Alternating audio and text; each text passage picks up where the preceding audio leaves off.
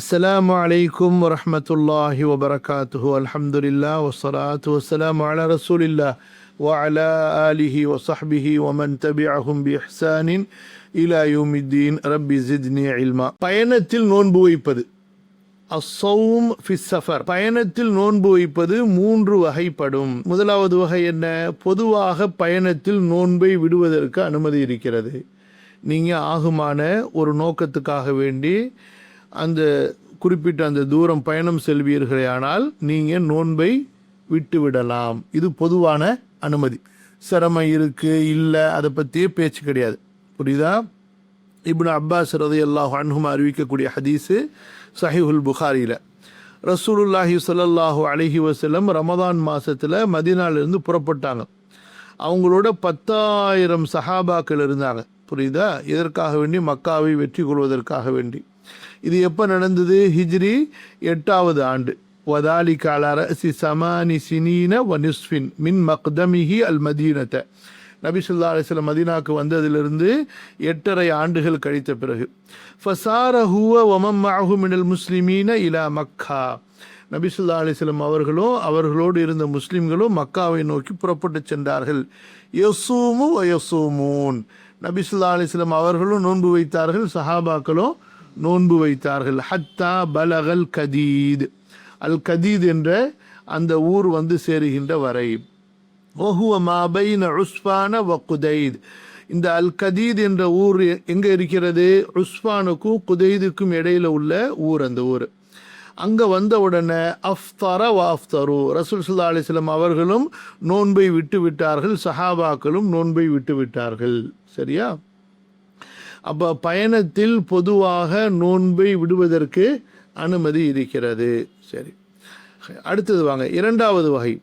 பயணத்தில் நோன்பு வைப்பது இன்னும் நோன்பை விடுவது, இரண்டுக்கும் இடையில் எது விருப்பமோ அதை செய்வது. உங்கள் விருப்பம். நோன்பு வைக்க விரும்புனீங்கன்னா நோன்பு வைக்க, விட விரும்புனீங்கன்னா விடுங்க. அபு தர்தா ரலியல்லாஹு அன்ஹு அவர்கள் அறிவிக்கின்றார்கள், خرجنا مع النبي صلى الله عليه وسلم في بعض أسفاره في يوم حار. நாங்கள் ஒரு பயணத்தில் ரசூல் ஸல்லல்லாஹு அலைஹி வஸல்லம் அவர்களோடு சென்றிருந்தோம். ரசூல் ஸல்லல்லாஹு அலைஹி வஸல்லம் அவங்களோட சஹாபாக்கள் போன பயணம்லாம் என்னங்க, நம்மளை மாதிரி ஊர் சுற்றுற பயணமா? அல்லாஹ் பாதுகாக்கணும். அவர்கள் அல்லாஹ்வுடைய பாதையில் ஜிஹாதுடைய பயணம் செய்தார்கள். ஃபி யௌமின் ஹாரின். அந்த பயணத்தில் கடுமையான வெயில் நாளாக இருந்தது. ஹத்தா யதா ரஜுலு யதஹு அலா ரஸிஹி மின் ஷித்தத்தில் ஹர்ரி. வெயிலுடைய உஷ்ண தாங்க முடியாமல் தன்னுடைய கையை தலையில் மீது வைத்து கொண்டார். புரியுதுங்களா? அல்லாஹு அக்பர். இந்த அளவுக்கு கஷ்டப்பட்டாங்க. நாளைக்கு மறுமையில் வருவாங்க சஹாபாக்கெல்லாம், ஏன்டா தெண்டை தீவிட்டிங்களா, தின்னு கொளுத்து போனவனுங்களா, என்னடா செஞ்சீங்க இஸ்லாத்துக்காகன்னு சொல்லிட்டு. புரியுதா? அல்லாஹ் தான் நம்மளை பாதுகாக்கணும், மன்னிக்கணும். ஒமா ஃபீனா சாயிமுன் இல்லாம அக்கான மின் நபி ஸல்லல்லாஹு அலைஹி வஸல்லம் வப்னி ரவாஹா. அப்போ அந்த பயணத்தில் பார்த்தா யாருமே நோன்பு வைக்கல. சுப்ஹானல்லாஹ்.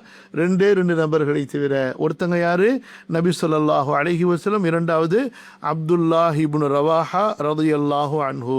அல்லாஹு அக்பர். அப்போ ரசூல் ஸல்லல்லாஹு அலைஹி வஸல்லம் அவங்களுடைய விருப்பத்துக்கு விட்டுட்டாங்க. அப்துல்லாஹ் இப்னு ரவாஹா நோன்பு வைத்திருந்தார். அதே போன்று ஜாபிர் ரலியல்லாஹு அன்ஹு அவர்களுடைய ஹதீஸிலையும் வருகிறது, சாஃபர்னா மஅ ரசூலில்லாஹ் ஸல்லல்லாஹு அலைஹி வஸல்லம் ஃபஸாம பஅதுனா வ அஃப்தர பஅதுனா. நாங்கள் பயணத்தில் போயிருந்தோம். அப்பொழுது எங்களில் சிலர் நோன்பு வைத்திருந்தார்கள், சிலர் நோன்பை விட்டிருந்தார்கள் என்று. அப்போ 2வது வகை என்ன? விரும்பியவர் நோன்பு வைத்து கொள்ளட்டும், விரும்பியவர் நோன்பை விட்டு விடட்டும். 3வது வகை, அதாவது நோன்பை விடுவதற்கு ஆர்வம் ஊட்டுவது, அதற்கு கட்டளை இடுவது, நோன்பு வைப்பதை எச்சரிப்பது. 3வது. அப்போ நோன்பு வைக்கக்கூடாதுன்னு தடுக்கிறாங்க. அது எப்பொழுது? கவனிங்க. எதிரிகளை நம்ம போருடைய பயணத்தில் சந்திக்கக்கூடிய ஒரு நிலை ஏற்பட்டு விடுமே ஆனால், அல்லது பயணத்திலுடைய வெயில் அதிகமாக இருந்து கடுமையான ஒரு தாகம் ஏற்பட்டு நோன்பாளிக்கு சிரமம் ஏற்பட்டு மயக்கடித்து விழுந்து விடுவார் என்று இருக்குமே ஆனால், அப்போ நோன்பை விட்டு விடுவது தான் சிறந்தது. அபு சயீத் அல் குத்ரி ரலியல்லாஹு அன்ஹு அறிவிக்கின்றார்கள், கால லம்மா பலகன் நபியு ஸல்லல்லாஹு அலைஹி வஸல்லம் ஆமல் ஃபத்ஹி. நபி ஸல்லல்லாஹு அலைஹி வஸல்லம் அவர்கள் மக்காவை வெற்றி கொள்வதற்கான பயணத்தினுடைய அந்த ஆண்டிலே அவர்கள் மர்ரல் லஹ்ரான் என்ற இடத்தை சென்றடைந்த போது ஃபஆதனனா பிலிகாஇல் அதுவி, நாளை நாம் எதிரிகளை நேரடியாக சந்திக்கப் போகிறோம் என்று எங்களுக்கு அறிவித்துவிட்டு ஃபஅமரனா பில் ஃபித்ரி ஃபஅஃப்தர்னா அஜ்மஊன, நோன்பை விட்டுவிடுங்கள் என்று எங்களுக்கு கட்டளையிட்டார்கள். எனவே நாங்கள் நோன்பை விட்டுவிட்டோம். அப்போ பொதுவாக நோன்பு வைங்க, நோன்பு வைக்காமல் போங்க, அது ஒன்று. ரெண்டாவது, நோன்பு யார் விரும்புகிறாங்களோ வைங்க, விரும்பலையா நோன்பு விடுறீங்களா, பயணத்தில் பிரச்சனை இல்லை. ஆனால் எப்போது பயணத்தில் சிரமம் அதிகமாகி அல்லது இக்கட்டான நிலை ஏற்படும் என்று இருந்து நோன்பாளி சிரமத்திற்கு ஆளாகி விடுவார், அவருடைய உயிருக்கு ஆபத்து ஏற்படலாம் அல்லது அதுக்கு நெருக்கமான அளவுக்கு அவருக்கு பாதிப்பு ஏற்படலாம் என்று இருக்குமே, ஆனால் நோன்பை விடுவது அங்கே கட்டாயமாகிவிடும். நோன்பு வைப்பது எச்சரிக்கை செய்யப்படும். அடுத்து அதே கருத்து தான், இப்போ நம்ம பேசிய கருத்து தான் இந்த ரெண்டு ஹதீஸும். அதாவது அபூபக்கர் இப்னு அப்துர் ரஹ்மான் நபி ஸல்லல்லாஹு அலைஹி வஸல்லம் அவருடைய சில தோழர்கள் மூலமாக அறிவிக்கக்கூடிய ஹதீஸில் நம்ம பார்க்குறோம்.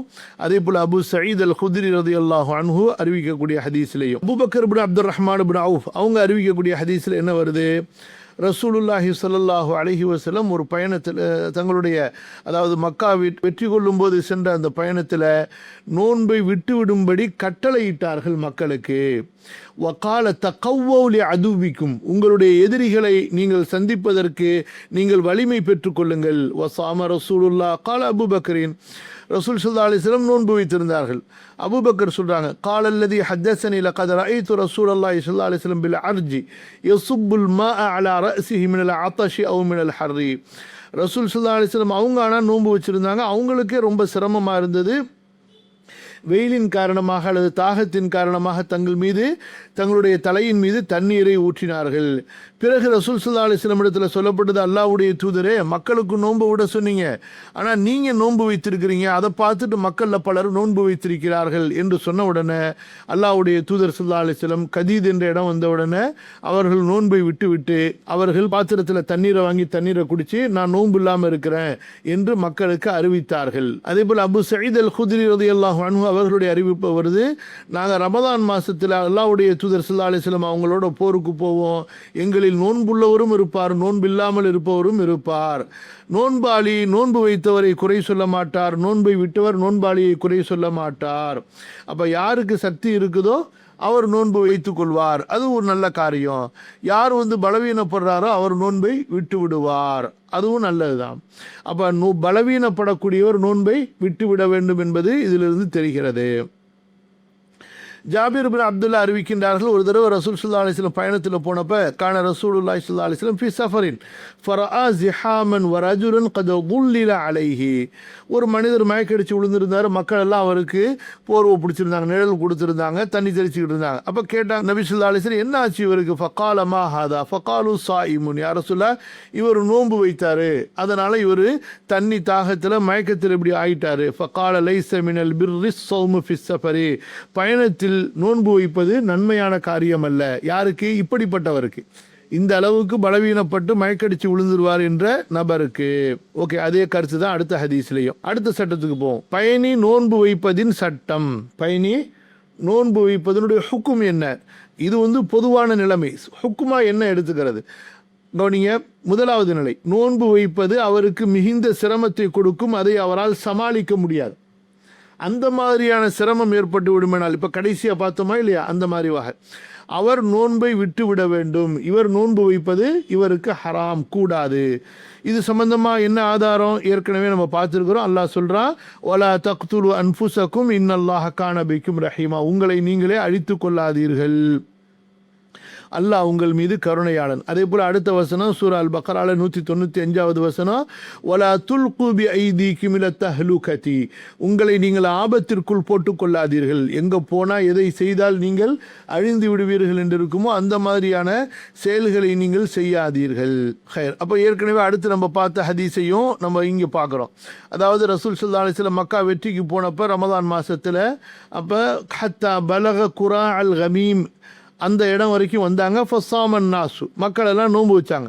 சும்ம தஆ பி கதஹி மின் மாஇன், ரசூல் ஸல்லல்லாஹு அலைஹி வஸல்லம் ஒரு பாத்திரத்தில் தண்ணீர் வரவழைத்து ஃபரஃபஅஹு, அதை மக்களுக்கு தூக்கி காண்பித்தார்கள். ஹத்தா நஸர நாஸ் இலைஹி, மக்கள் எல்லாம் பார்த்தார்கள். சும்ம ஷரிப, ரசூல் ஸல்லல்லாஹு அலைஹி வஸல்லம் அதை குடித்தார்கள். ஃபகீல லஹு பஅத ذلك இன்ன பஅத الناس قد صام, இதற்கு பிறகும் ரசூல் ஸல்லல்லாஹு அலைஹி வஸல்லம் அவங்களுக்கு செய்தி வந்துச்சு, மக்களில் சில பேர் இன்னும் நோன்பாகத்தான் இருக்கிறார்கள் என்று. அப்போ ரசூல் ஸல்லல்லாஹு அலைஹி வஸல்லம் ஃபகால உலாயிக்கல் உஸாத்து உலாயிக்கல் உஸாத்து, அவர்கள் மாறு செய்தவர்கள் என்று சொன்னார்கள். அப்போ எப்போ நாளைக்கு நம்ம எதிரிகளை சந்திக்க போகிறோம், அதுவும் ரொம்ப கஷ்டமான ஒரு நேரமாக இருக்குது என்று இருக்கும்போது ரசூல் ஸல்லல்லாஹு அலைஹி வஸல்லம் நோன்பை முறித்துவிட்டு நோன்பை முறிக்கும்படி கட்டளையிட்டார்கள். ஆனாலும் சில தோழர்கள் ஆர்வம் மிகுதியால் நோன்பு வைத்திருந்தார்கள். அதை ரசூல் ஸல்லல்லாஹு அலைஹி வஸல்லம் கண்டித்ததிலிருந்து, நோன்பு வைத்தவர்களை பாவிகள் என்று சொன்னதிலிருந்து என்ன தெரியுது, தனக்கு ஒரு ஆபத்து ஏற்படும் என்ற நிலையில் இருக்குமேனால் நோன்பை கண்டிப்பாக விட்டுவிட வேண்டும். மீறி ஃபர்லான நோன்பை நான் எப்படி விடுறது ரமதான் மாதத்தில் என்று நினைத்து செய்வதற்கிறதே, அது அல்லாஹ்வுக்கு ரசூலுக்கும் பாவம் செய்ததாக, மாறு செய்ததாக ஆகிவிடும். இரண்டாவது என்ன, நோன்பு வைப்பதால் சிறிது சிரமம் இருந்தாலும் அதை அவரால் தாங்கிக் கொள்ள முடியும் என்று ஒரு நிலை. இப்படி இருந்தாலும் நோன்பை விடுவதுதான் இவருக்கு இலகுவானதாக இருக்கும். இந்த நேரத்தில் இவர் நோன்பை விடுவதுதான் சிறந்தது. இவர் நோன்பு வைப்பது மக்ரூஹ், வெறுக்கப்பட்டதாக இருக்கும். புரியுதா? இப்போ நம்ம கடைசியில் பார்த்தோம் பாருங்க, ஒருத்தர் நோன்பு வச்சிருந்தாரு, ஆனால் மயக்கடிச்சு விழுந்துட்டாரு, அல்லது மயக்கமாக இருந்தார். அவருக்கு மக்கள் நிழல் போட்டு தண்ணி தெளிச்சுக்கிட்டு அவருக்கு வந்து வீசிக்கிட்டு இருந்தாங்க. அப்போ ரசூல் ஸல்லல்லாஹு அலைஹி வஸல்லம் சொன்னாங்க, இப்படிலாம் நோன்பு வைக்கணும்னு அவசியம் கிடையாது. லைஸ மினல் பிர்ரி அஸ்ஸௌமு ஃபிஸ் ஸஃபர், அதாவது பயணத்தில் நோன்பு வைப்பது சிறந்த நன்மையான காரியங்களில் உள்ளதல்ல. அப்போ ரெண்டு நிலைமையை பார்த்தோம். ஒரு நிலைமை என்ன, முற்றிலும் நிலைமை மோசமாகிறது. இரண்டாவது அதாவது அந்த அளவுக்கு முந்திய அளவுக்கு மோசமாவது, ஆனாலும் சமாளிக்கலாம், கஷ்டப்படணும் கொஞ்சம்.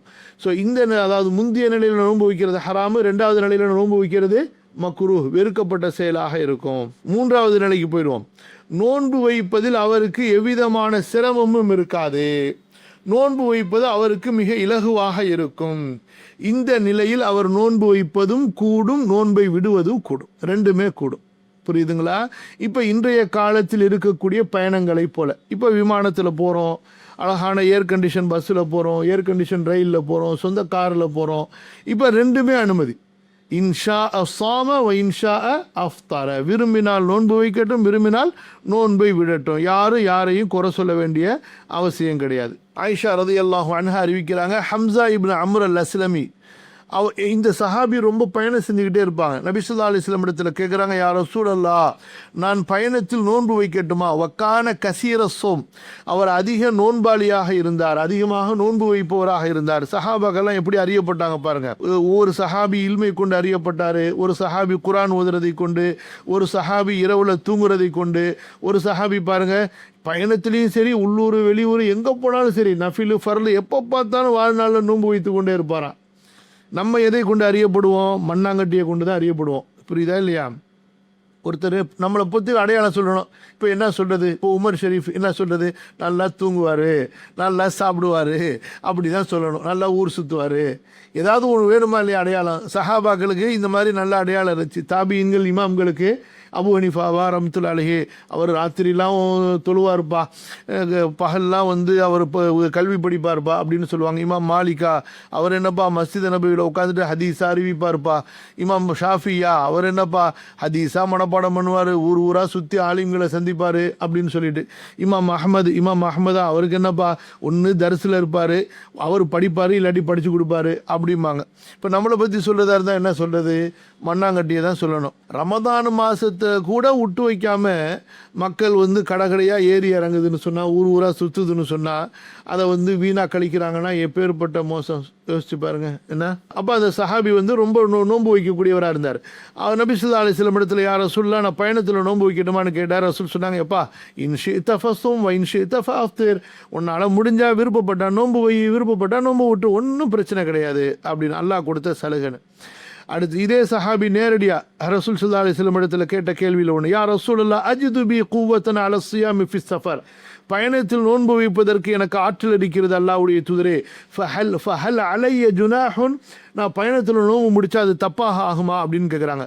ஃபகால ரசூலுல்லாஹ் ஸல்லல்லாஹு அலைஹி வஸல்லம் ஹிய ருக்ஸத்தும் மினல்லாஹ், பயணத்தில் நோன்பை விடுவது அல்லாஹ் கொடுத்த சலுகை. ஃபமன் அஹத பிஹா ஃபஹஸனுன், யார் அந்த சலுகையை எடுத்துக்கொள்கிறாரோ ரொம்ப அழகானது, ரொம்ப நல்ல காரியம். ஒமன் அஹப்ப யஸூம ஃபலா ஹரஜ அலைஹி, யார் நோன்பு வைக்க விரும்புகிறாரோ அவர் மீது குற்றமும் இல்லை. அப்போ இது நேரடியாக ரசூல் ஸல்லல்லாஹு அலைஹி வஸல்லம் பயணி நோன்பு வைப்பதை குற்றமில்லை என்று சொன்ன அறிவிப்பு. தாராளமாக வைக்கலாம். எப்போது வைப்பதால் அவருக்கு சிரமம் இல்லை என்று இருக்குமே ஆனால், அல்லது ஆபத்து ஏற்படாது என்று இருக்குமே ஆனால். இப்போ இதில் எது சிறந்தது? நோன்பு வைக்காமல் இருப்பது தான் சிறப்பானதும் சுன்னாவிற்கு நெருக்கமானதும் ஆகும். ஏன்? இப்னு உமர் ரலியல்லாஹு அன்ஹுமா அறிவிக்கிறாங்க, கால கால ரசூலுல்லாஹ் இன்னல்லாஹ யுஹிப்பு அன் துஉதா ருஹஸுஹு கமா யக்ரஹு அன் துஉதா மஅசியத்துஹு. ஏற்கனவே இந்த ஹதீஸை பார்த்துட்டு அல்லாஹ் விரும்புகிறான் தன்னுடைய சலுகைகளை மக்கள் எடுத்துக்கொள்ள வேண்டும் என்று. எப்படி அவன் தடுத்த பாவங்களை செய்வதை அல்லாஹு தஆலா வெறுக்கிறானோ, அதே போல மக்கள் அல்லாஹ்வுடைய பாவத்தை செய்வதை அல்லாஹ் வெறுப்பது போன்று சலுகைகளை ஏற்றுக்கொள்ள வேண்டும், சலுகைகளை மக்கள் செய்ய வேண்டும் என்று அல்லாஹ் விரும்புகிறான். அதே போல இப்னு அப்பாஸ் ரலியல்லாஹு அன்ஹுமா அவர்கள் மூலமாக அறிவிக்கக்கூடிய ஹதீஸு, قال لا تعب على من صام ولا على من افطر قد صام رسول الله في السفر وافطر. இப்னு அப்பாஸ் ரலியல்லாஹு அன்ஹுமா தங்களுடைய மாணவர்களுக்கு தரிசு நடத்தும் போது அவர்கள் சொல்கிறார்கள், நோன்பு வைத்தவரையும் நீ குறை சொல்லாதே, நோன்பை விட்டவரையும் நீ குறை சொல்லாதே. அல்லாஹ்வுடைய தூதர் ஸல்லல்லாஹு அலைஹி வஸல்லம் பயணத்தில் நோன்பும் வைத்திருக்கிறார்கள், நோன்பை விடவும் செய்திருக்கிறார்கள். இமாம் முஸ்லிம் இது ஹதீஸ் அறிவிக்கிறாங்க. அதே போல இப்னு அப்பாஸ் ரலியல்லாஹு அன்ஹுமா சொல்வார்கள், அல்லாஹ்வுடைய தூதர் ஸல்லல்லாஹு அலைஹி வஸல்லம் பயணத்தில் நோன்பு வைத்தார்கள், நோன்பை விடவும் செய்திருக்கிறார்கள். எனவே விரும்பியவர் நோன்பு வைக்கலாம், விரும்பியவர் நோன்பை விடலாம். அடுத்து நோன்பை முறிக்கக்கூடிய செயல்கள், முபுத்திலாத்துஸ் ஸௌம் அல்லது முஃப்ஸிதாத்துஸ் ஸௌம், நோன்பை ஃபசாத் பாத்திலாக்கக்கூடிய செயல்கள். முதலாவது கணவன் மனைவி வீடு கூடுவது, கணவன் மனைவி உறவு வைப்பது. இதன் மூலமாக இந்திரியம் வெளியேறினாலும் சரி, வெளியேறவில்லை என்றாலும் சரி, கணவன் மனைவியினுடைய இரண்டு பிறப்பு உறுப்புகள் சேர்ந்து விடுமையானால் நோன்பு கண்டிப்பாக முறிந்துவிடும். இது ஒரு பெரிய பாவமான செயல். நோன்பு நேரத்தில் இந்த மாதிரி ஒருவர் தெரிந்த நிலையில் வேண்டுமென்றே செய்வது ரொம்ப பெரிய பாவமான செயல். கண்டிப்பாக இது நோன்பை பாத்திலாக்கி விடுவது மட்டுமல்ல, அறிந்த நிலையில் வேண்டுமென்றே செய்வாரேயானால் இது கஃபாராவையும் ஏற்படுத்திவிடும். இதற்கு குர்ஆன் சுன்னால அதே போன்ற இஜ்மாஉல் உம்மா அறிஞர்களுடைய யோகபித்த முடிவில் ஆதாரம் இருக்கிறது.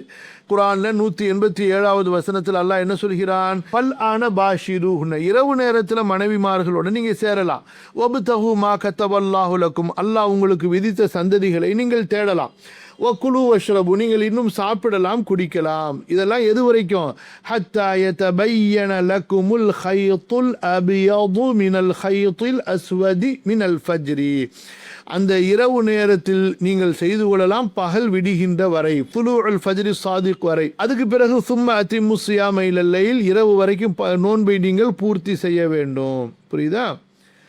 ரசூலுல்லாஹி ஸல்லல்லாஹு அலைஹி வஸல்லம் அவர்கள் ஒரு நாள் ஒரு சபையில் உட்கார்ந்திருந்த போது அப்போ ஒருத்தர் ஓடி வர்றார். அபூ ஹுரைரா ரலியல்லாஹு அன்ஹு அறிவிக்கிறாங்க, இமாம் புகாரி பதிவு செய்கிறாங்க, பைனமா நஹ்னு ஜுலூசுன் இன்த நபி ஸல்லல்லாஹு அலைஹி வஸல்லம் இத் ஜாஅஹு ரஜுல், வந்த மனிதர் என்ன சொல்றாரு? யா ரசூலல்லாஹ் ஹலக்து, நான் நாசமாக போயிட்டேன், அழிஞ்சு போயிட்டேன் ரசூல்லா, பெரிய தப்பு பண்ணிட்டேன். கால மாலக, என்னப்பா ஆனது உனக்கு, என்ன செஞ்சிட்ட? கால வக்கஅத்து அலா இம்ரஅதி, என் மனைவியின் மீது நான் விழுந்து விட்டேன், அதாவது மனைவியோட வீடு கூடி விட்டேன் அப்படிங்கிறார். வ அன சாயிமுன், நானும் ரமதானுடைய நோன்புல இருக்கிறேன், இந்த மாதிரி செய்து விட்டேன் என்று அவர் சொல்கிறார். அப்போ இதில் என்ன தெரியுது? நான் நாசமாயிட்டேன்னு அவர் சொல்கிறார். ரசூல் ஸல்லல்லாஹு அலைஹி வஸல்லம் அதை கேட்டுக்கிட்டு அமைதியாக இருக்கிறாங்க. இல்லைன்னா என்ன சொல்லியிருப்பாங்க? அல்லாஹ் ஒரு பாவம் இல்லைப்பா அப்படின்னு சொல்லியிருப்பாங்க. செய்ய தானே செஞ்சுட்டா ஓகே நோன்பு தான் முறிஞ்சிச்சு. இல்லை, இது பாவமும் கூட. புரியுதா? நோன்பு முறிப்பதை மட்டுமல்ல, மிகப்பெரிய பாவம்.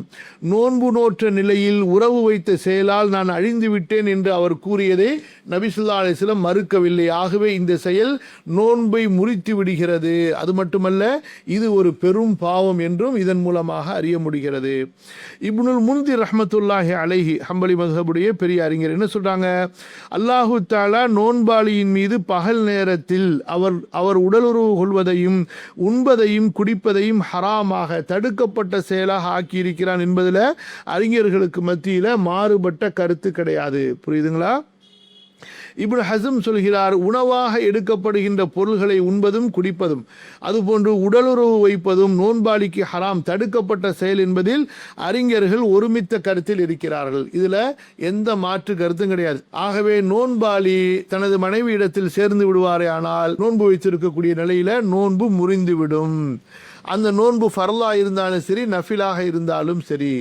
ஃபர்லான நோன்பாக இருக்குமேனால், ரமதானுடைய மாதத்தில் பகலில் இருக்குமேயானால் அவர் அந்த நோன்பை கலா செய்வதோடு கஃபாராவும் கொடுத்தாக வேண்டும். நஃபில் நோன்பாக இருக்குமேனால் அறிஞர்களிடத்தில் ரெண்டு கருத்து. ஒரு கூட்டம் என்ன சொல்கிறார்கள், நோன்பு நீங்கள் ஆரம்பிச்சிட்டிங்கல்ல, அப்போ நீங்கள் அதை உங்கள் மேலே கடமையாக்கிக்கிட்டீங்க, நீங்கள் அந்த நோன்பை கதா செய்ய வேண்டும் என்று சொல்கிறார்கள். ஆனால் கஃபாரா கிடையாது. புரியுதுங்களா? அறிஞர்கள் ஒரு கூட்டம் இல்லை, ஆரம்பிக்கும் போது நஃபிலாக இருந்ததை போன்றே அது நஃபிலாகவே நீடிக்கும், அதனால நஃபில் நோன்பை முறித்து விடுகின்ற காரணத்தினால அவர் மீது கதா இல்லை.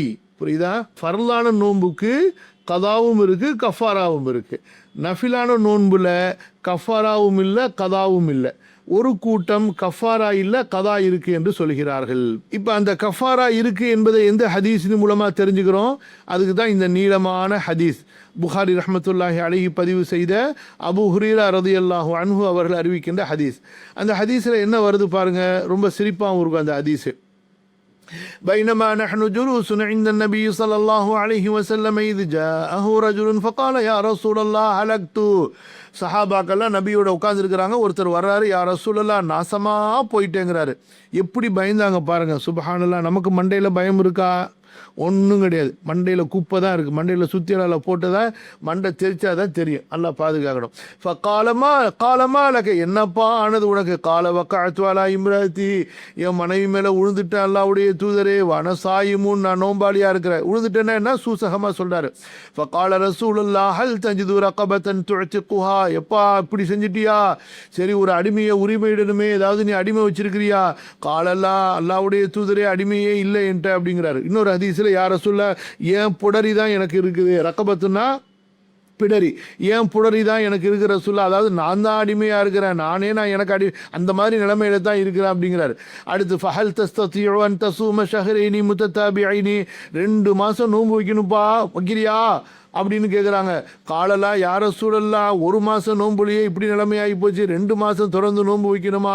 அதெல்லாம் முடியாத ரசூல்லா அப்படிங்கிறாரு. இப்போ கால ஹல் தஜிது யுத்ஆம சித்தீன மிஸ்கீனா, 60 ஏழைகளுக்கு நோன்பு கொடுக்கணும்ப்பா, காசு இருக்கா, பணம் இருக்கா, ஏதாவது உணவு இருக்கா அப்படின்னு கேட்குறாரு. யார ரசூல்லா, நானே ஒரு ஃபக்கீர், என்கிட்ட எங்கே இருக்கும்?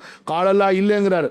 அப்போ ரசூல் சரி கொஞ்ச நேரம் ஈரி பேசாம அப்படின்னு உட்கார வைக்கிறாங்க. பார்த்தா அரக்கின் ஃபீஹி தம்ருன், ஒரு பெரிய ஒரு பாத்திரம் அல்லது ஒரு பெரிய பை மாதிரி, கோனிசாக்கு சொல்கிறோமா அந்த மாதிரி, அதில் பேரிச்சம்பழத்தை ரசூல் ஸல்லல்லாஹு அலைஹி வஸல்லம் இடத்துல ஒருத்தர் கொண்டு வராரு.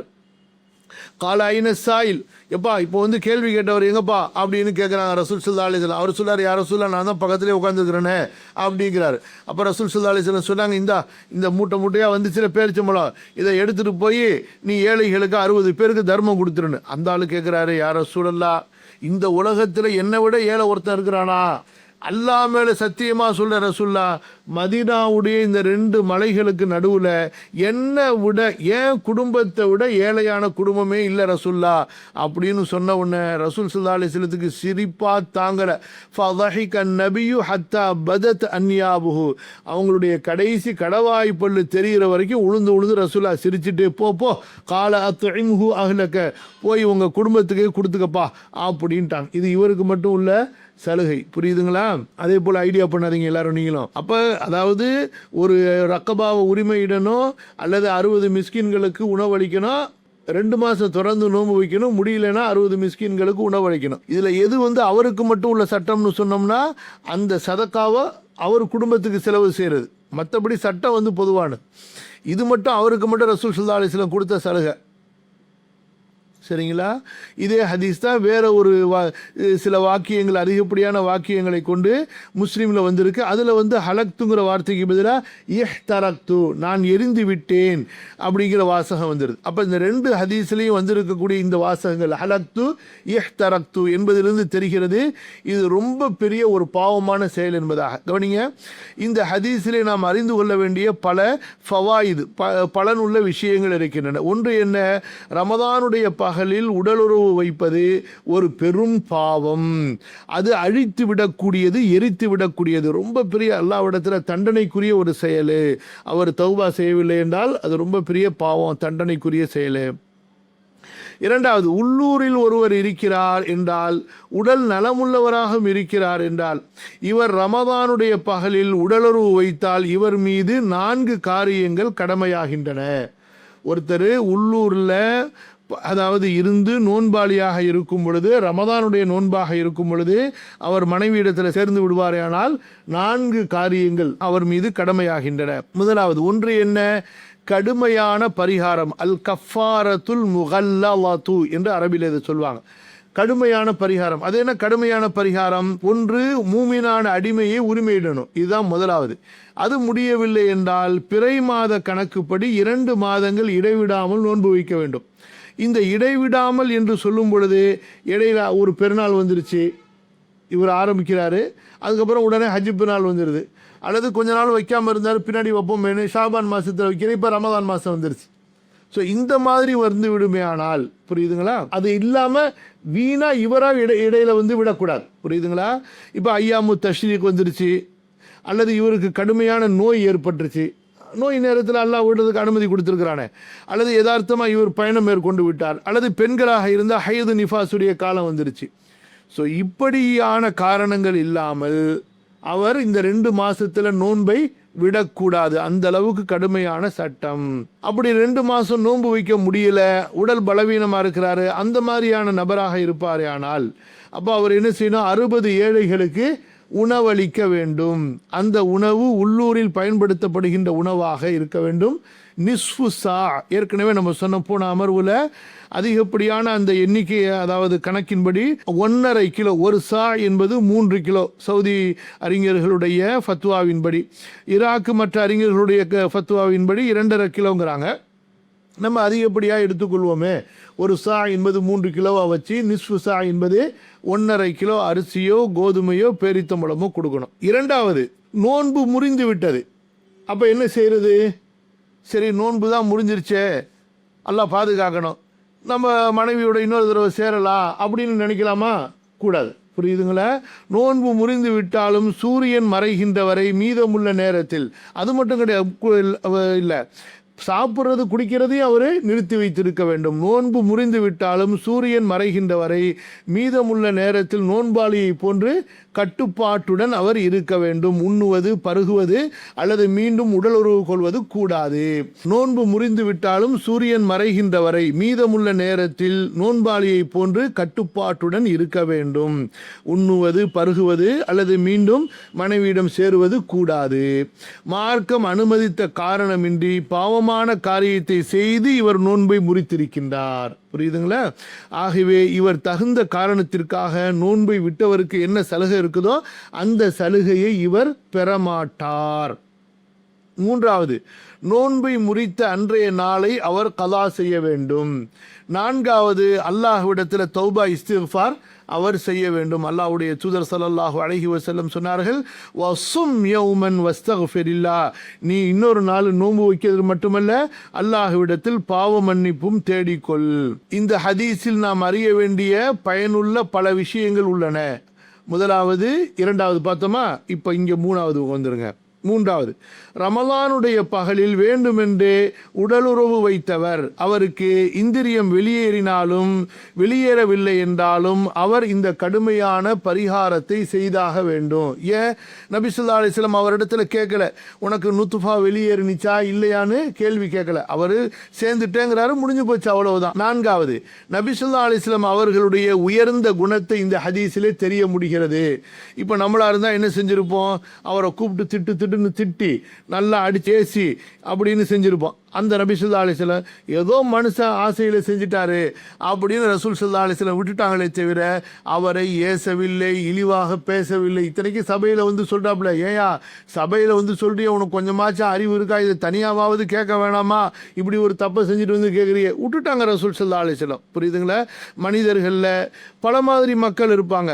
அதாவது சில நாகரிகங்களை அறிந்தவர்களும் இருப்பாங்க, கிராமத்து மக்களும் இருப்பாங்க, சூழ்நிலைகளை புரிஞ்சவங்களும் இருப்பாங்க, புரியாதவங்களும் இருப்பாங்க. அப்போ சட்டம் என்னவோ அதை சொல்லிட்டு ரசூல் ஸல்லல்லாஹு அலைஹி வஸல்லம் அமைதியாகி விட்டார்கள். புரியுதுங்களா? பல நேரங்களில் இந்த மாதிரி விஷயங்களை நம்மெல்லாம் கவனத்தில் வைக்கணும். புரியுதா? எல்லா நேரத்துக்கும் தப்பை கண்டிக்கிறோன்னு சொல்லிட்டு திட்டிட முடியாது. புரியுதுங்களா? அதுக்குண்டான சூழ்நிலைகள் இருக்குது, வந்தவர் எப்படிங்கிறது இருக்குது. இப்போ யார் வந்து திட்டுனா தாங்கிப்பாரோ அவரை திட்டலாம். புரியுதுங்களா? திட்டுறதை தாங்காதவருக்காரு வச்சுங்க, இதோட ஓடி போயிடுவார், திரும்பியே வரமாட்டார் அப்படின்னா அவரை திட்டுறதுனால என்ன பிரயோஜனமோ அந்த பிரயோஜனம் கிடைக்காது. திட்டுறதுனால என்ன பிரயோஜனம்? இவர் வந்து திருந்துவார், இவர் வந்து மார்க்கத்தை விட்டு போக மாட்டார், அல்லது நம்மளை கல்வியை விட்டு போக மாட்டார் அப்படின்னா நம்ம திட்டலாம். இன்னும் கொஞ்சம் இவருக்கு கவலை வரும், ஆஹா நம்ம பெரிய ஒரு தப்பு செஞ்சிட்டோம், நம்ம வந்து இப்படி செய்யக்கூடாது, ரசூல்லா நம்மளை திட்டாங்க, இந்த மாதிரி நம்ம அடுத்து வந்து திட்டு வாங்கிடக்கூடாது அப்படின்னு இருக்கிறவரோ திட்டலாம். ஒரு தடவை திட்டணும், ஐயோ ஆலிம்சா நீ என்னை திட்ட வாசிக்கிற, போயா நான் எங்கேயாவது போய்க்கிறேன், நீ என்ன பெரிய சொல்லித்தரது, நீனு உன்னை விட வேற ஆள் சொல்லித்தரது இருப்பாங்க அப்படின்னு போகிறவங்களா இருந்தாங்கன்னு வச்சுங்க. என்ன ஆலிம்சா சொல்கிறீங்க?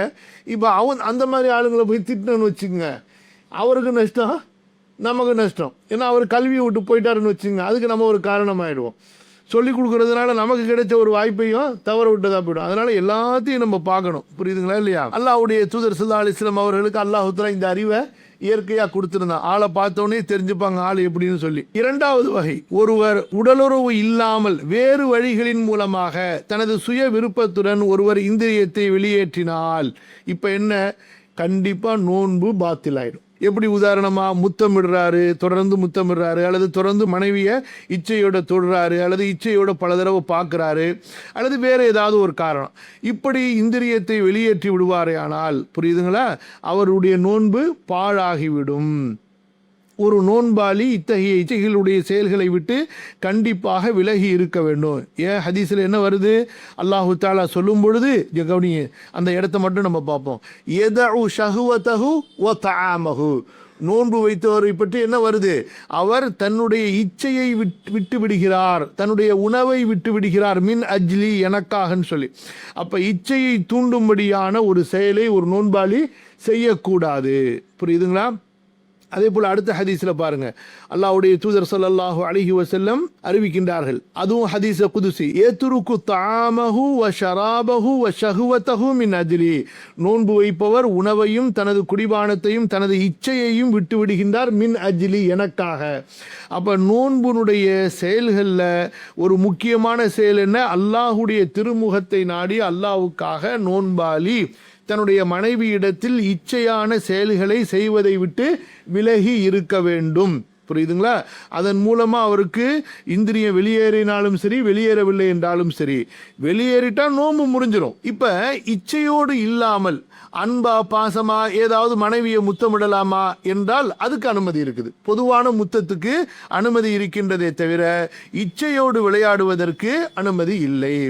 ஆயிஷா ரலியல்லாஹு அன்ஹா அறிவிக்கின்றார்கள், நபி ஸல்லல்லாஹு அலைஹி வஸல்லம் தங்களது மனைவிமார்களை முத்தமிடுவார்கள், கட்டி அணைப்பார்கள் நோன்பாளியாக இருக்கும் பொழுது.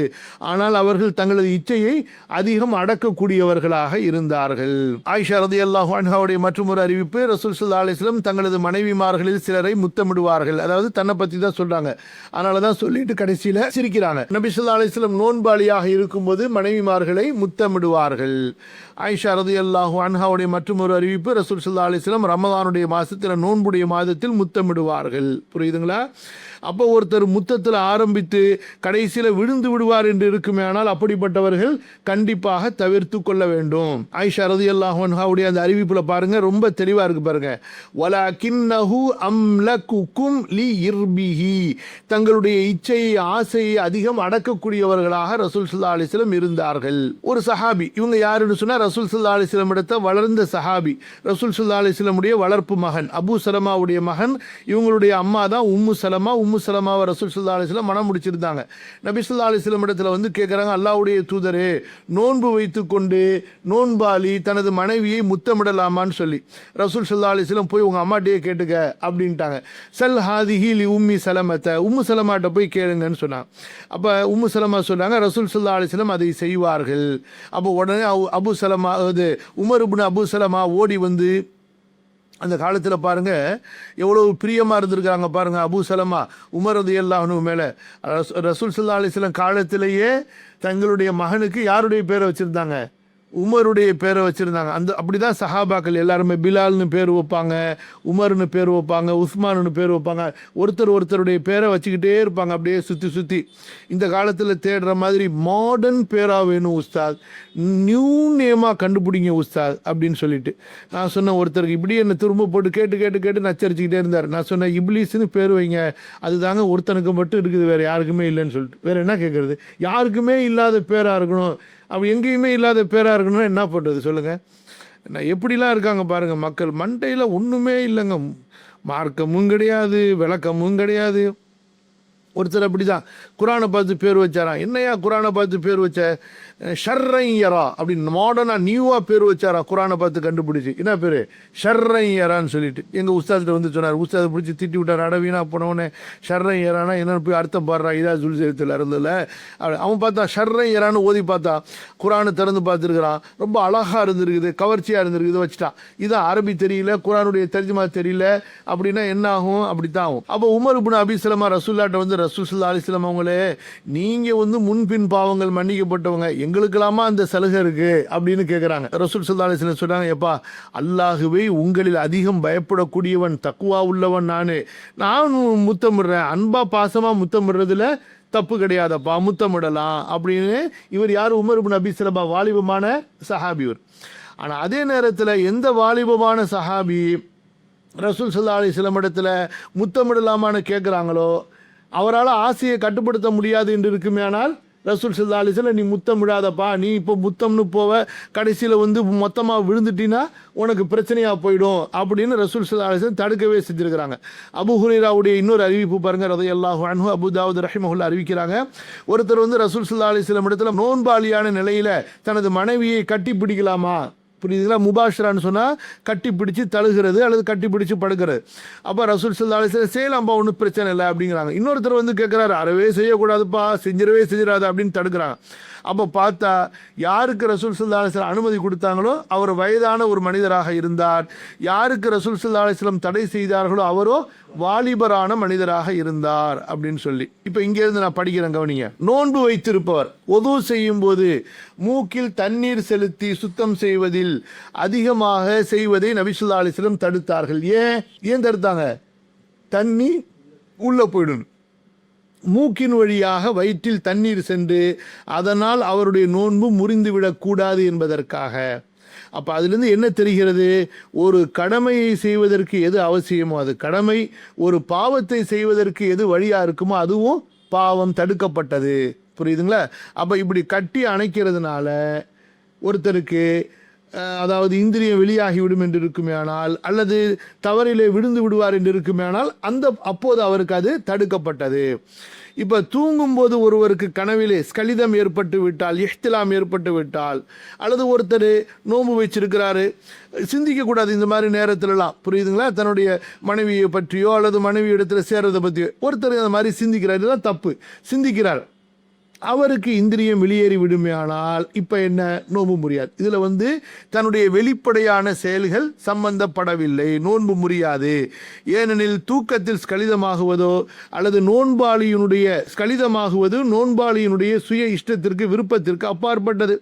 அதே போல் இந்திரியத்தை வெளியேற்றுவதற்காக எதையும் செய்யாமல், அந்த நோக்கம் இல்லாமல் வெறும் சிந்திப்பதால் மட்டுமே ஒருவருக்கு நுத்ஃபாய் தண்ணி வெளியேறி விடுமையானால் அதுவும் அவருக்கு மன்னிக்கப்பட்டது. புரியுதுங்களா? நோன்பு முறிந்து விடாது. அல்லாஹ்வுடைய தூதர் ஸல்லல்லாஹு அலைஹி வஸல்லம் சொன்னார்கள், இன்னல்லாஹ தஜாவஸ லி உம்மதி அம்மா ஹத்தஸத் பிஹி அன்ஃபுஸஹா மா லம் தஅமல் அவ் தகல்லம் பிஹி. அல்லாஹு தஆலா என்னுடைய உம்மத்தை மன்னித்து விட்டான். அல்லாஹு அக்பர், அல்லாஹும்ம ஆமீன். எது வரைக்கும்? இங்க பாருங்க, அந்த உம்மத்து மனசுல எதையெல்லாம் பேசுதோ, மனசுல எதையெல்லாம் சிந்திக்குதோ அதெல்லாம் மன்னித்து விட்டான். ஆனால் சிந்தித்ததை செய்து விடக்கூடாது, அல்லது வாயால் பேசிவிடக்கூடாது. வெறும் மனசுல ஓடுதுன்னு சொன்னா அதை அல்லாஹு தாலா மன்னித்து விட்டான். அல்லாஹு தாலா எவ்வளவு பெரிய ரஹ்மான் ரஹீம் பாருங்க. மூன்றாவது வகை, நோன்பை முறிக்கக்கூடிய வகைகள்ல மூன்றாவது வகை. முதலாவது நேரடியாக மனைவியிடத்தில் சேர்றது, இரண்டாவது தன்னுடைய செயல்களை கொண்டு இந்திரியத்தை வெளியாக்குவது, மூன்றாவது உண்பது குடிப்பது. உண்பது குடிப்பது நோன்பை முறித்துவிடும், நோன்பை முறித்துவிடும். இது குர்ஆன் சுன்னா மற்றும் யோகபித்த முடிவின்படி உறுதியான ஒரு சட்டமாகும். அல்லாஹு தஆலா நேரடியா இதை தனது அல் குர்ஆனிலே நமக்கு தடை செய்திருக்கிறான். 2வது அத்தியாயத்தினுடைய 187வது வசனம். அந்த ஒரே வசனத்திலே எல்லாமே வந்துடும். வகுலு வஷ்ரபு ஹத்தா யதபய்யன லக்குமுல் கைத்துல் அபியது மினல் கைத்தில் அஸ்வதி மினல் ஃபஜ்ர் சும்ம அத்திம்மு ஸியாம இலல் லைல். அதே போல ஹதீஸ், இதுவும் நம்ம ஏற்கனவே பார்த்துட்டோம். அப்ப உண்பதாலும் குடிப்பதாலும் அறிந்த நிலையில் வேண்டுமென்றே ஒருவர் செய்தால் நோன்பு என்ன ஆகிவிடும்? முறிந்துவிடும். இப்ப பாருங்க, உணவாக உட்கொள்ளப்படுகின்ற எதையும் உண்பதாலும் குடிப்பதாலும் நோன்பு முறிந்துவிடும் என்பதில் அறிஞர்கள் ஒருமித்த கருத்தில் இருக்கிறார்கள். சரி, உணவாக எடுத்துக்கொள்ளப்படாத ஒன்றை சாப்பிட்டு விட்டாலோ அல்லது குடித்தாலோ நோன்பு முறியுமா? புரியுதுங்களா? ஒன்று சாப்பாடு கிடையாது, உணவு கிடையாது, அல்லது அது குடிக்கிற பொருள் கிடையாது. அந்த மாதிரி ஒன்றை ஒருவர் எடுத்துக்கொண்டால் நோன்பு முறியுமா முறியாதா? புரியுதுங்களா? உணவாக எடுத்துக்கொள்ளப்படாத ஒன்றை சாப்பிட்டாலோ அல்லது குடித்தாலோ நோன்பு முறியுமா என்பதில் இரு கருத்துகள் இருந்தாலும் நோன்பு முறிந்துவிடும் என்பதுதான் அதிகமான கல்வியாளர்கள் அறிஞர்களின் கருத்து. இது எப்ப? வாய் வழியா மூக்கு வழியா போயிருந்தா. அல்லாஹ்வுடைய தூதர் ஸல்லல்லாஹு அலைஹி வஸல்லம் சொல்கிறார்கள், லகீஸ் இப்னு சப்ரா அறிவிக்கின்றார்கள், யா ரசூலுல்லாஹ் அக்பிர்னி அனில் வுது. அல்லாஹ்வுடைய தூதரே, வுது செய்வதை பற்றி எனக்கு சொல்லித்தாருங்கள். நம்மெல்லாம் ஆலிம்கள்ட்ட போய் இதெல்லாம் கேட்க மாட்டோம். ஆலிம்ஸா கடையில் பரக்கத்து வரணும், வீட்டில் பரக்கத்து வரணும், நல்லா காசு வரணும், அதுக்கு ஏதாவது ஃபாத்தியா ஓதுறதுக்கு துவா சொல்லி கொடுங்க ஆலிம்ஸா, அப்படி தான் கேட்போம். என்னதா ஆலிம்கள்ட்ட போய் சட்டம் கேட்குறோமா? சட்டம் கேட்குறது ரொம்ப கம்மி இல்லையா? கேட்குறதே கிடையாது. புரியுதா? கேட்டால் பயம், அவர் ஹராமுன்ட்டாருன்னா செய்ய முடியாமல் போயிடுமே அப்படின்னு சொல்லிட்டு எல்லாம் நம்ம மண்டையில் சாணி தான் இருக்குது. அல்லாஹ் தான் பாதுகாக்கணும். நபி ஸல்லல்லாஹு அலைஹி வஸல்லம் இடத்துல சஹாபாக்கள் போய் என்ன கேள்வி கேட்பாங்க? யா ரசூலுல்லாஹ், எங்களுக்கு தொழுகையை சொல்லித்தாங்க, நோன்பு சொல்லித்தாங்க, எங்களுக்கு உதுவை சொல்லித்தாங்க, எங்களுக்கு ஆகிரத்தை சொல்லித்தாங்க, எங்களுக்கு சொர்க்கத்தை சொல்லித்தாங்க, நரகத்தை பற்றி எங்களுக்கு சொல்லித்தாங்க, மறுமையை சொல்லித்தாங்க, அல்லாஹ்வை பற்றி சொல்லித்தாங்கன்னு சொல்லிட்டு. இன்றைய காலத்தில் பாருங்கள், ஒருத்தர் ஒரு ஆலிம்சாவோட பழகிறாருன்னா அந்த ஆலிம்சாவோட பழகுனா பரக்கத்து இருக்குது, அந்த ஆலிம்சாவை வீட்டுக்கு கூட்டிகிட்டு போனால் பரக்கத்து, அந்த ஆலிம்சாவுக்கு சாப்பாடு கொடுத்தா பரக்கத்து. என்ன கிடைக்கும்? துட்டு கிடைக்கும், காசு கிடைக்கும். எல்லாம் காசு காசு காசு காசு காசு காசு காசு காசு காசு. ரசூலுல்லாஹ் சொன்னாங்களா இல்லையா? தஇஸ அப்துத் தீனார் தஇஸ அப்துத் திர்ஹம். காசு காசுன்னு அலையிறான் பாருங்க, அவன் நாசமாக போட்டுட்டாங்க ரசூல் ஸல்லல்லாஹு அலைஹி வஸல்லம். காசு காசு பணம் பணம்னு அலைகிறவன் நாசமாக போட்டான். அல்லாஹு அக்பர். அப்போ ரசூல் ஸல்லல்லாஹு அலைஹி வஸல்லம் அந்த சஹாபிக்கு என்ன சொன்னாங்க? எப்பா உது செய்ப்பா, இப்படிலாம் செய், இப்படிலாம் செய்யு, நல்ல மூக்குக்கு தண்ணி செலுத்தி மூக்கை சுத்தம் பண்ணு, ஆனால் நோம்பாளியாக இருக்கும்போது அப்படி செஞ்சிடாத அப்படின்னு தடுக்கிறாங்க. இப்னு மாஜாவுடைய அறிவிப்பு. அப்போ இந்த இடத்துல நோன்பாளியாக இருந்தால் மூக்குக்கு தண்ணீர் செலுத்தும் போது உறிஞ்சாதேங்கிறாங்க. அப்போ என்ன தெரியுது? தண்ணிங்கிறது குடிக்கக்கூடிய ஒரு பானம், அது மூக்கு வழியாக உரியும் போது போயிட்டா கூட நோம்பு முறிஞ்சிரும். புரியுதா? அந்த அளவுக்கு ரசூல் ஸல்லல்லாஹு அலைஹி வஸல்லம் கவனமாக இருக்க சொன்னாங்க. அப்போ இந்த நபி மொழியிலிருந்து மூக்கும் உணவு செல்வதற்குள்ள ஒரு வழி என்பதை அறிய முடிகிறது. இன்றைய நவீன மருத்துவத்தில் அது உறுதியாயிருச்சு. யார் வாய் வழியாக உணவு சாப்பிட முடியலையோ அவங்களுக்கு மூக்கு வழியாக தான் அந்த குளுக்கோஸ், அந்த உணவுடைய திரவங்கள் அவங்க ஏற்றுறாங்க. சரிங்களா? அப்போ மூக்கு மூலமாக போனால் அதுவும் குடலுக்கு போய் சென்று விடும் என்பதை அறிய முடிகிறது. சரி, இப்போ நறுமணம் இருக்குது, அத்தர் பாட்டில் இருக்குது. நறுமணத்தை நுகர்வதாலோ அல்லது துருவாடை, எங்கேயாவது போகிறோம், திடீர்னு செப்டிக் டேங்குடைய நாற்று அடித்து போயிடுது, நோன்பு முறிந்து விடுமா? நோன்பு முறியாது. ஏனெனில் நறுமணத்திற்கு என்று குடலுக்குள் செல்லக்கூடிய ஒரு தடிமன், தடிமன்னா ஒரு தடிப்பு, இப்படி புகை இருக்குது, அந்த மாதிரியான தடிமன் அதெல்லாம் கிடையாது. புகைக்கு தடிமன் இருக்குது. இப்போ சிகரெட் இருக்குது பாருங்கள், இதெல்லாம் ஒரு புகை. இது புகைக்கிறது ஒரு தடிமன். இது அதாவது தடிமன் என்பது இது ஒரு வழக்க வார்த்தை, எதுவுமே இல்லைங்கிறதுக்கு ஆப்போசிட்டாக சொல்லப்படக்கூடிய ஒன்று. சரிங்களா? ஆகவே நோம்பாளி சாம்பிராணி, ஊதுபத்தி, புகூர், புகை இருக்கு பாருங்க, ஆணு போய் காட்டிக்கிட்டு இன்னும் மூக்கை போட்டு இழுக்கக்கூடாது. ஏன்னா அது புகை. பாட்டிலில் திறக்கிறீங்க பெர்ஃப்யூமை, நறுமணம் அடிக்குது, அது பிரச்சனை கிடையாது. புகை மேலே போயிடுது, அதை போய் மூக்கில் இழுக்கக்கூடாது.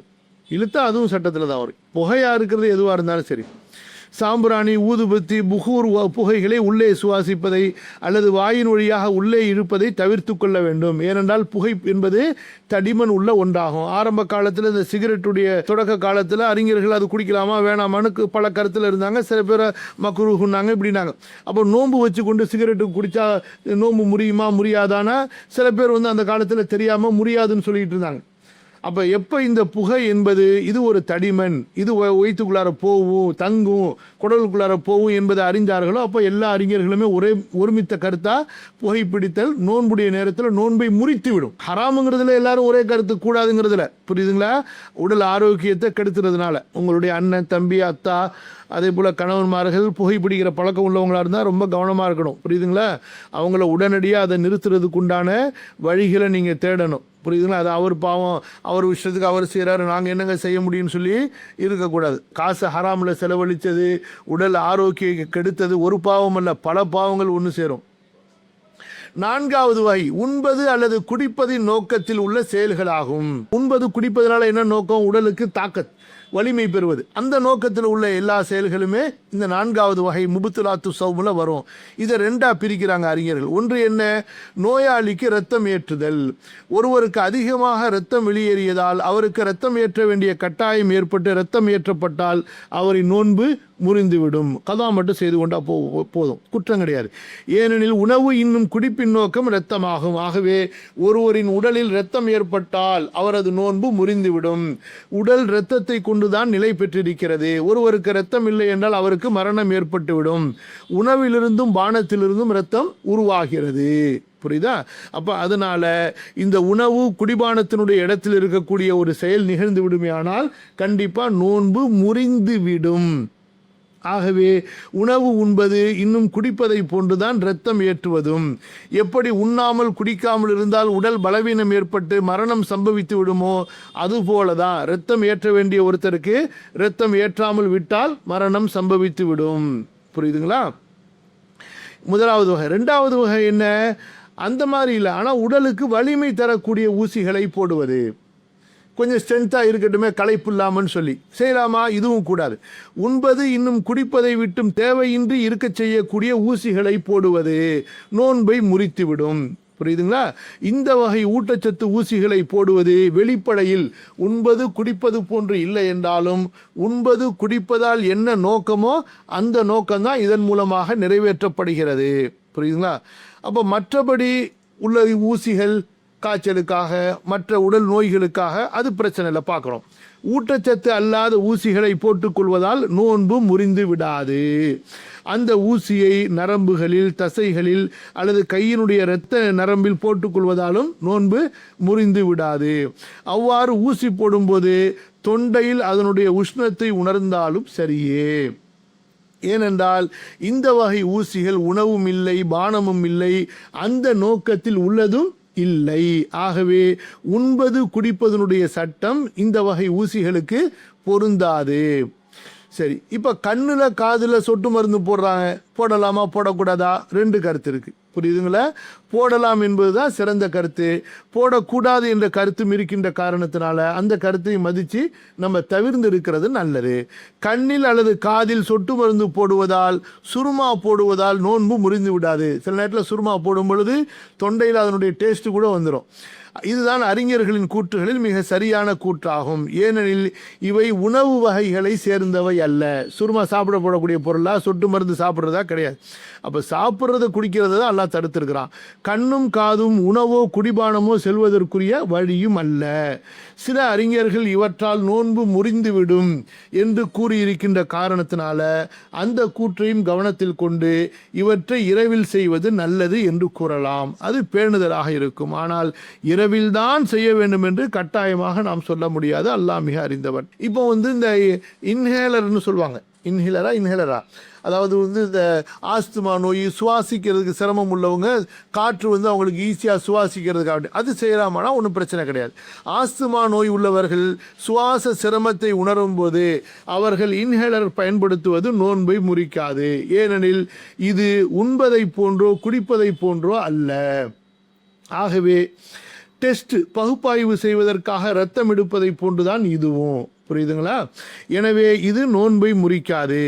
பகுப்பாய்வு செய்வதற்காக இரத்தம் எடுப்பதும் ஊட்டச்சத்து அல்லாத ஊசிகளை சிகிச்சைக்காக பயன்படுத்துவதும் நோன்பை முறிக்காது.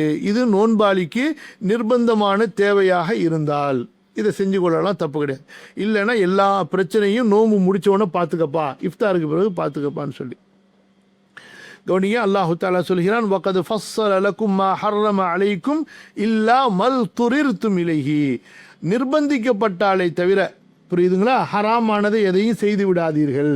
உங்களுக்கு ஹராம் என்னென்ன என்று விளக்கப்பட்டு விட்டது. நீங்கள் நிர்பந்தம் இல்லாமல் ஹராமை நெருங்கி விடாதீர்கள்.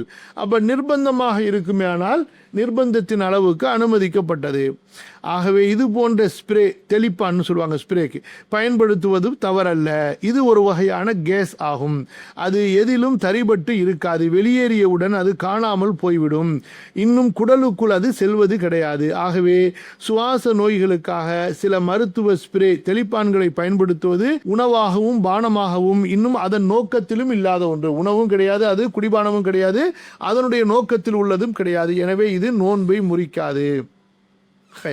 முபுத்திலாத்து ஸௌம், நோன்பை முறிக்கக்கூடிய செயல்களில் 5வது வகை ஹிஜாமா மூலமாக ரத்தம் குத்தி எடுப்பது. யார் ரத்தம் குத்தி எடுக்கிறாங்களோ, யாரிடத்திலிருந்து ரத்தம் குத்தி எடுக்கப்படுகிறதோ 2 பேருக்குமே நோன்பு முறிந்துவிடும். இது நேரடியாக ஹதீஸில் இருக்கு. ஆனால் ரசூலுல்லாஹி ஸல்லல்லாஹு அலைஹி வஸல்லம் அவர்கள் நோன்பு வைத்த நிலையில் ரத்தம் குத்தி எடுத்தார்கள் என்று ஒரு ஹதீஸ் இருக்கிற காரணத்தினால இது முந்தி சொல்லப்பட்டதாகவும் அது பிந்தி வந்த செயலாகவும் சில அறிஞர்கள் சொல்கிறாங்க. அப்போ ஹிஜாமா செய்வதும் நோன்பை முறித்துவிடும் என்பதாக பல அறிஞர்கள் கூறுகிறார்கள். 6வது வகை வாந்தி எடுப்பது. அப்போ யார் வலுக்கட்டாயமாக தானாக வாயில் விரலை விட்டு வைத்து அழுத்தி நோன்பு வாந்தி எடுப்பாரோ அவருடைய நோன்பு முறிந்துவிடும். சில நேரத்தில் உமட்டிக்கிட்டு தானாக வந்துருச்சு உணவு ஒத்துக்கொள்ளாமல், அப்போ நோன்பு முறியாது.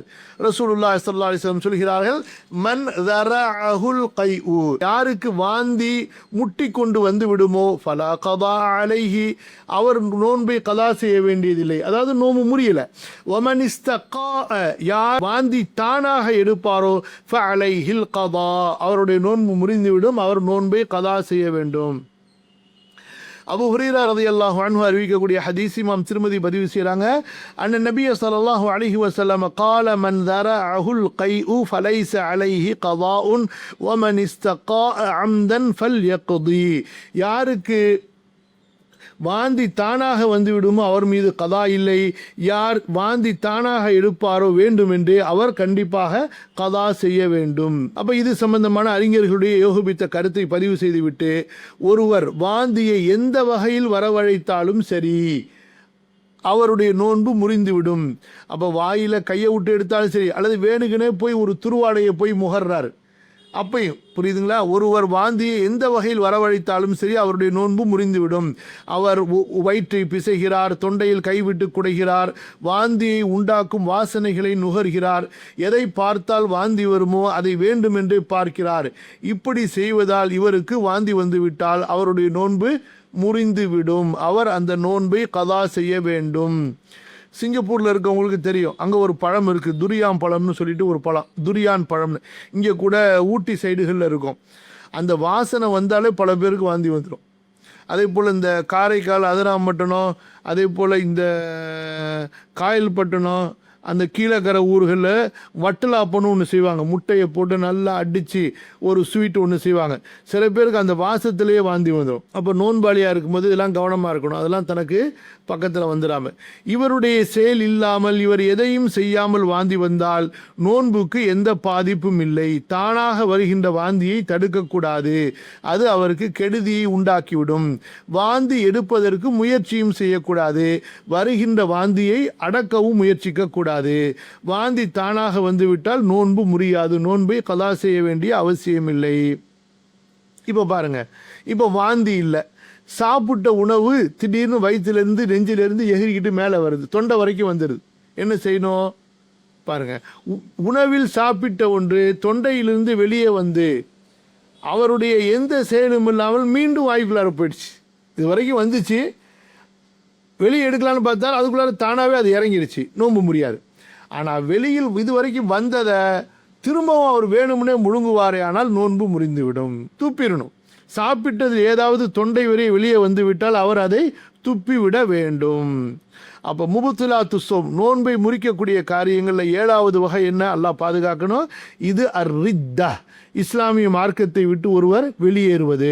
அல்லாஹு தஆலா சொல்கிறான், ல இன் அஷ்ரக்த ல யஹ்பதன் அமலுக, நபியே நீங்கள் இணை வைத்தாலும் உங்களது அமல் நாசமாகிவிடும், வீணாகிவிடும்.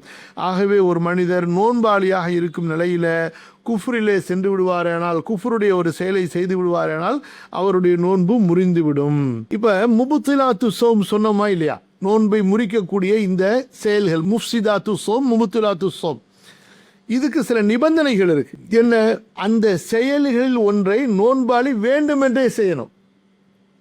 இப்போ மறந்து சில பேர் நோன்புடைய நேரத்தில் தண்ணி குடிச்சிருவாங்க, சாப்பிட்டே முடிச்சிருவாங்க, புரியுதுங்களா? வேண்டுமென்று செஞ்சாதான் முடியும். தான் நோன்பு வைத்திருக்கிறோம் என்பது நினைவில் இருக்கின்ற நிலையில் செய்வது, அதே போல் யாருடைய நிர்பந்தமும் இல்லாமல் சுய விருப்பத்துடன் செய்வது, இந்த நிலையில தான் நோன்பு முடியும். புரியுதுங்களா? அடுத்தது பாருங்க, நோன்பாளி சட்டத்தை அறிந்திருக்க வேண்டும். ஜாகிலா இருந்தார், சட்டமே தெரியல. ஒருவருக்கு சட்டமே தெரியாமல் அறியாமையினால் செய்து விடுவாரே, ஆனால் நோன்பு முறியாது. புரியுதுங்களா? எந்த ஒரு செயலாக இருந்தாலும் சரி. இது சம்பந்தமாக இப்னு அப்பாஸ் ரலியல்லாஹு அன்ஹு அவங்க அறிவிக்கக்கூடிய இந்த நீளமான அறிவிப்பு, அதாவது அல் குர்ஆனுடைய சூரா அல் பக்ராவுடைய கடைசி வசனம் இருக்கு பாருங்க, வைன் துபுது மாஃபி அன்ஃபுசிக்கும் அவ் துஹ்பூஹு யுஹாசிபுக்கும் பிஹில்லாஹ். அப்போ இந்த வசனம் இறங்கின உடனே, அதாவது நீங்கள் உள்ளத்தில் உள்ளதை மறைத்தாலும் வெளிப்படுத்தினாலும் அல்லாஹ் கேள்வி கேட்பான் என்ற சட்டம் இறங்கின சஹாபாக்களுக்கு ரொம்ப சிரமமானுச்சு. அப்போ ரசூல் ஸல்லல்லாஹு அலைஹி வஸல்லம் சொன்னாங்க, நீங்கள் இப்படிலாம் சொல்லாதீங்க, அல்லாஹ்வுடைய சட்டம், அல்லாஹ் கேள்வி கேட்பான், மறைச்சாலும் வெளிப்படுத்தினாலும், பேசாமல் சமிஅனா வ அத்அனான்னு சொல்லுங்க அப்படின்னு சொல்லிட்டு. அப்போ உடனே சஹாபாக்கள் சமிஅனா வ அத்அனான்னு சொன்னாங்க. அல்லாஹு தஆலா ஈமானை அவர்களுக்கு உறுதிப்படுத்தினான். அல்லாஹு தஆலா லா யுகல்லிஃபுல்லாஹு நஃப்ஸன் இல்லா உஸஅஹா லஹா மா கஸபத் வ அலைஹா மக்தஸபத் ரப்பனா லா துஆஹிதுனா இன் நஸீனா அவ் அக்தஅனா என்ற துவாவை அல்லாஹ் அவங்களுக்கு கற்றுக் கொடுத்தான். யா அல்லாஹ், நாங்கள் மறதியில் செஞ்சிட்டாலோ அல்லது சட்டத்தை தெரியாமல் செய்து விட்டாலோ எங்களை நீ குற்றம் பிடித்து விடாதே.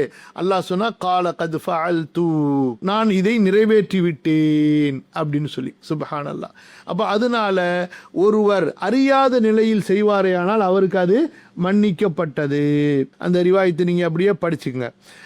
அதே போல் இந்த அறிவிப்பில் பாருங்கள், இந்த ஆயத்து பாருங்கள், வலைஸ அலைக்கும் ஜுனாஹுன் ஃபீமா அக்தஅதும் பிஹி வலாக்கின் மா தஅம்மதத் குலூபுக்கும் வகான அல்லாஹு கஃபூரர் ரஹீமா. சத்தியத்தை பற்றி வரும் பொழுது, அதாவது நீங்கள் தவறுதலாக செய்ததில் உங்கள் மீது குற்றம் இல்லை, எதை நீங்கள் வேண்டுமென்றே விரும்பி செய்தீர்களோ அதுதான் உங்கள் மீது குற்றம் பிடிக்கப்படும். 33வது அத்தியாயத்தில் 5வது வசனம். அப்போ சட்டத்தை அறிந்த நிலையில் ஒருவர் செய்தால்தான் இதெல்லாம் பிரச்சனை. புரியுதுங்களா? அதாவது நோன்பு முறிந்து விடும் என்ற நிலை ஏற்படும். 2வது நிபந்தனை என்ன? தான் நோன்பு வைத்திருக்கிறோம் என்பது ஞாபகம் இருப்பதுடன் நோன்புக்கு முரணான காரியத்தை செய்கிறது. முதலாவது சட்டம் தெரிஞ்சிருக்கிறது. 2வது என்ன?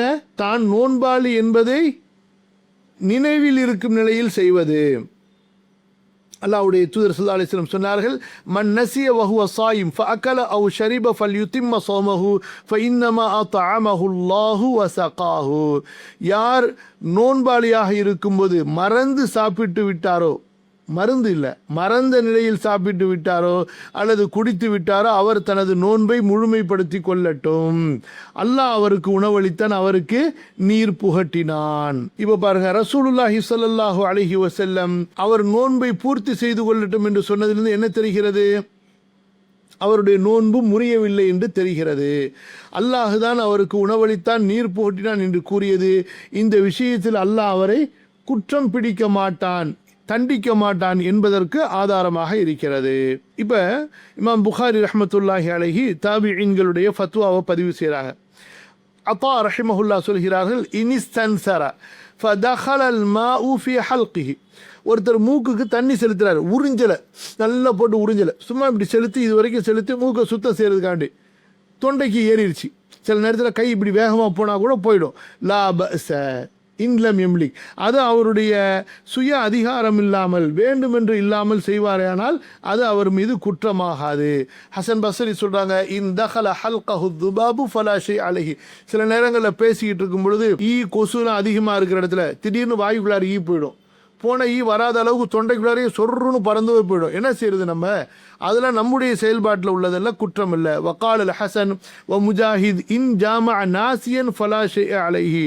ஒருத்தர் நோன்பு வைத்த நிலையில் மறந்துட்டார் தான் நோம்பாளியாக இருக்கிறோன்னு, மனைவி இடத்துல சேர்ந்தா கூட தப்பு கிடையாது, அதாவது நோம்பு முடியாதுங்கிறாங்க ஹசன் பஸ்ரி, முஜாஹித் ரஹிமஹுமுல்லா. மறதின்னு வாயால் சொல்கிறது இல்லை, மண்டையில் இருக்கணும் மறதின்னு சொல்லிட்டு சும்மா நம்மளையே சொல்லி திருப்திப்படுத்திக்கிறது கிடையாது. மூன்றாவது நிபந்தனை, அவர் சுய விருப்பத்துடன் செய்திருக்க வேண்டும், அதாவது யாருடைய நிர்பந்தமும் இல்லாமல். அப்போ இப்படிப்பட்ட நிலைகளில் இந்த செயல்கள் ஒன்றை செய்தால் அவருடைய நோன்பு முறிந்துவிடும்.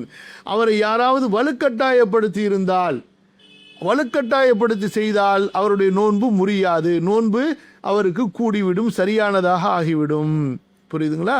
இப்போ பாருங்க, அல்லாஹ் என்ன சொல்கிறான், மன் கஃபர பில்லாஹி மின் பஅதி ஈமானிஹி இல்லா மன் உக்ரிஹ வ கல்புஹு முத்மஇன்னும் பில் ஈமான் வலாக்கின் மன் ஷரஹ பில் குஃப்ரி ஸத்ரன் ஃபஅலைஹி கதபும் மினல்லாஹி வ லஹும் அதாபுன் அதீம். அப்போ இந்த வசனத்தில் விருப்பத்தோடு யார் செய்கிறாங்களோ அவர்களுக்கு தான் அந்த பாவம் ஏற்படும். யார் நிர்பந்திக்கப்பட்ட நிலையிலே செய்வாரோ அவர் மீது குற்றம் இல்லை என்று அல்லாஹு தஆலா கூறுகிறான். அதே போல் அபூதர் அல் கிஃபாரி ரலியல்லாஹு அன்ஹு சொல்கிறார்கள், இன்னல்லாஹ தஜாவஸ அன் உம்மதி அல் ஹதஅ வன் நிஸ்யான வ மஸ்துக்ரிஹு அலைஹி. அல்லாஹு தஆலா இந்த உம்மத்தை மன்னித்து விட்டான், தவறையும், இந்த உம்மத்துடைய தவறையும் மறதியையும் நிர்பந்திக்கப்பட்ட செயல்களையும். அப்போ அறியாமல், சட்டத்தை அறியாமல் செய்தால் அதுவும் மன்னிக்கப்பட்டது, மறதியில் செய்தால் அதுவும் மன்னிக்கப்பட்டது, நிர்பந்திக்கப்பட்ட நிலையில் செய்தால் அதுவும் மன்னிக்கப்பட்டது. ஒரு நோன்பாளி நோன்பை விடுவதற்கு நிர்பந்திக்கப்பட்ட அவர் நோன்பை விட்டு விட்டால், சில குஃபார்களுடைய நாடுகளில் அது மாதிரி நடக்கிறத பார்க்குறோம். சைனாவில், மியான்மரில், இன்னும் பல இடங்களில். அல்லாஹ் தான் முஸ்லீம்களுக்கு பலத்தை, மிகைப்பை, வெற்றியை தர வேண்டும். அல்லாஹு அக்பர். செய்யுங்க, துவா செய்யுங்க முஸ்லீம்களுக்காக, முஸ்லீம்கள் ஒன்றிணைகிறதுக்காக வேண்டி, இஸ்லாம் ஓங்குறதுக்காக, உயர்றதுக்காக. எப்போ பார்த்தாலும் உங்கள் வீட்டுக்கு, சோத்துக்கு, சாப்பாட்டுக்கு, ட்ரெஸ்ஸுக்கு துவா செஞ்சுட்டு போயிடாதீங்க. இஸ்லாத்துக்காக கொஞ்சம் துவாவை ஒதுக்குங்க. அவர் மீது நோன்பை கதா செய்வது அவசியமில்லை, பரிகாரமும் அவசியமில்லை. மேலும் ஒரு ஆண் தனது மனைவியை வலுக்கட்டாயப்படுத்தி, மனைவியை கையங்காலையும் பிடிச்சி ஒரு மனிதன் உடல் சேர்ந்து விடுவானே ஆனால் அவளுடைய நோன்பு கூடிவிடும். அவள் மீது பரிகாரம் எதுவும் இல்லை, செஞ்ச இந்த மடைய மீது தான் குற்றம் இருக்கிறது. நோன்பாளியின் தொண்டையில், வயிற்றில் ஏதாவது ஒன்று அவருடைய விருப்பம் இல்லாமல் அவருடைய சுய செயலின்றி சென்று விட்டால் அவருடைய நோன்பு முறியாது, நோன்பு சரியானதாகத்தான் இருக்கும். அவர் நோன்பை கலா செய்ய வேண்டிய அவசியமில்லை.